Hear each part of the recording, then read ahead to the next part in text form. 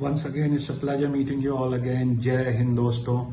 सबसे पहले दिल की गहराइयों से हर उस व्यक्ति को धन्यवाद, बच्चे से लेकर बुजुर्ग तक, जिन्होंने मेरी बातों पर विश्वास किया और मेरे वोट न मांगने पर भी उन्होंने मुझे इतने सारे वोट दिए चुनाव में।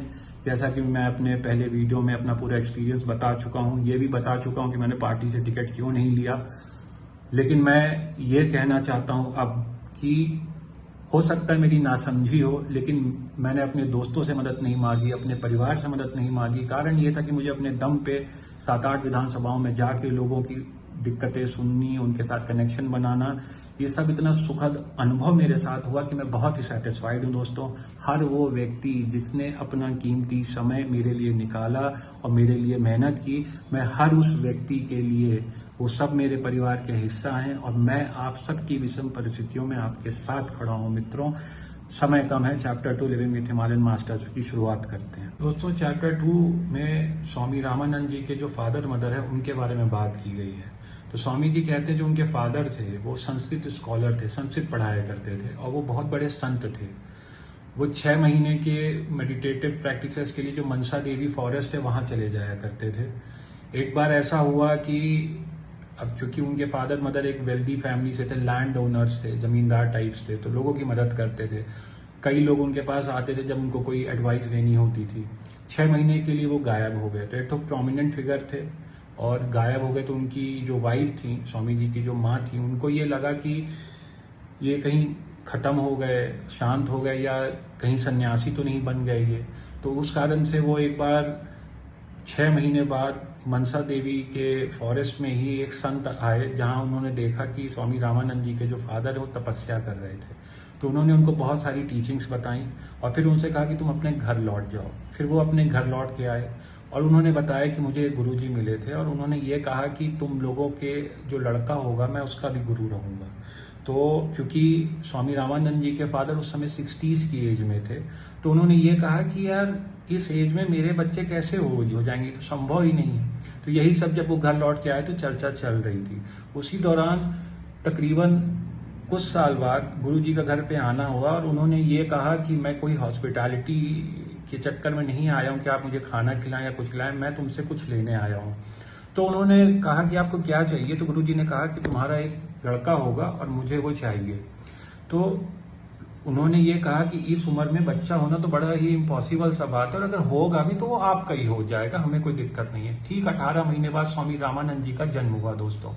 और जैसे ही उनका जन्म हुआ तो स्वामी जी आ गए अपने आप। तो उनकी माँ रिलक्टेंट थी कि भाई मैं कैसे अपना बच्चा आपको दे दूं, लेकिन कुछ देर बाद आर्ग्यूमेंट के बाद वो मान गई। लेकिन स्वामी जो उनके गुरुजी आए थे उन्होंने उनको अपनी गोदी में लिया और फिर उनको लौटा दिया। लौटाने के बाद ठीक 3 साल बाद वो आए और स्वामी जी कहते हैं कि मेरे को कभी भी मेरे पेरेंट्स से इतनी अटैचमेंट कभी नहीं थी। कारण ये था कि उनके मन में हमेशा ये था कि मैं किसी और को बिलोंग करता हूँ, मैं अपने गुरु जी को बिलोंग करता हूँ। ये मेरे माँ बाप होकर भी मेरी इनके साथ फिजिकल लेवल पे कोई अटैचमेंट नहीं हो सकती।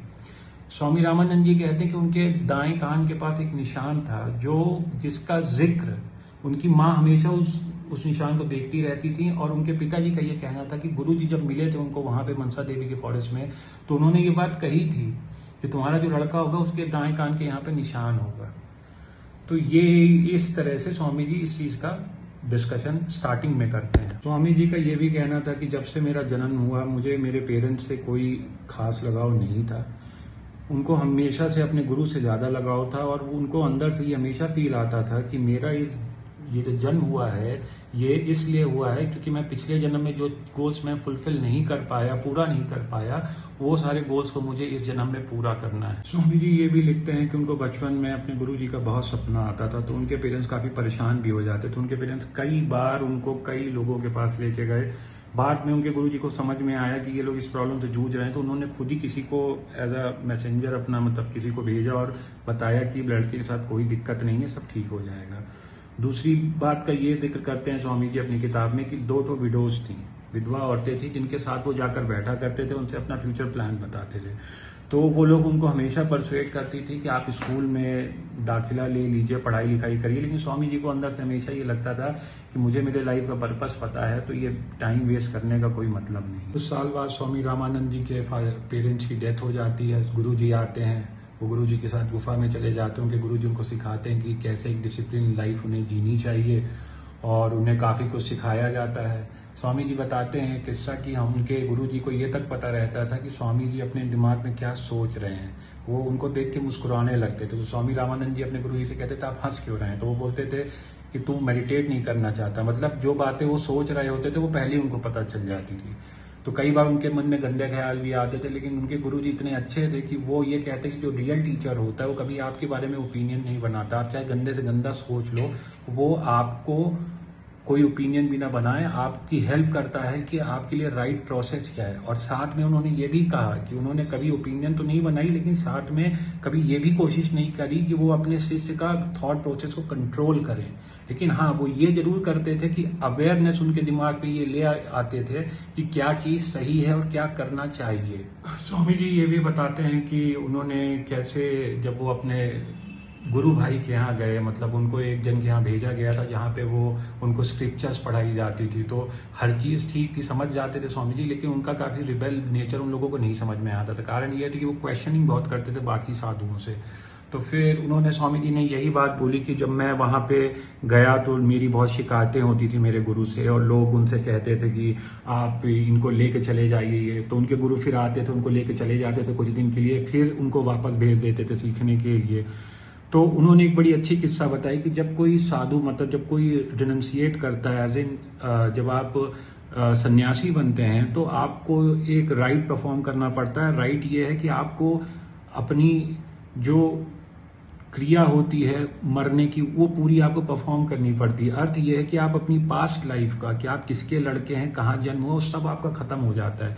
आप ये सब किसी से नहीं बताते कि मेरे ब्लड रिलेशन में कौन है, कौन मेरा पापा है, कौन मेरे चाचा हैं, क्या रिलेशन, कुछ नहीं बताना होता। लेकिन स्वामी जी इतने रेबल नेचर के थे कि जो जिस गुरु भाई के यहाँ गए थे उन्हीं से कहते हैं तुम अपना बताओ, तुम कहाँ पैदा हुए हो, और जिद करके उनसे फिर पता करवाते हैं, फिर उन्हीं से कहलवाते हैं, फिर वो बताया जाता है उनको कि इनका जन्म यहाँ हुआ था।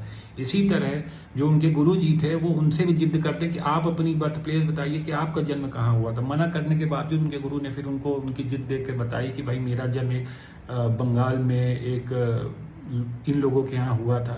स्वामी जी ने किया क्या कि चले गए उसी जगह पे, और उन्होंने प्रयास किया कि मैं वहाँ पे अपने गुरु के लिए स्टैचू बनवाऊंगा। तो वहाँ के लोगों से पूछा कि ऐसा कोई पैदा हुआ था, तो उन्होंने कहा नहीं ऐसा तो कुछ नहीं था, लेकिन 2 80 साल की महिलाएं थी। उन्होंने कहा कि हमें याद है एक लड़का था, और फिर उसके भी गुरु आके उसको लेके चले गए थे। ये सारी पूरी किस्सा, तब फिर ये सारी बातें उन्होंने किताब में मेंशन की।